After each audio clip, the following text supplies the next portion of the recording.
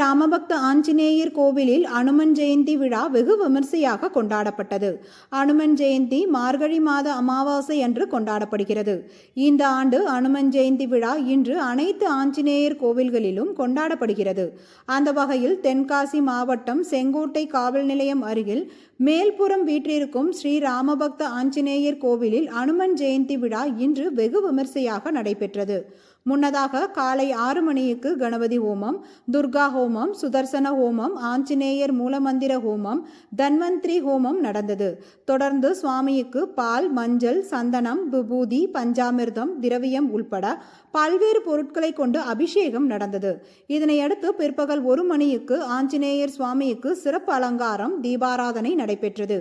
இதில் ஆஞ்சநேயர் சுவாமி ராஜ அலங்காரத்தில் பக்தர்களுக்கு காட்சியளித்தார். இந்த நிகழ்ச்சியில் ஏராளமான பக்தர்கள் கலந்து கொண்டு சுவாமி தரிசனம் செய்தனர்.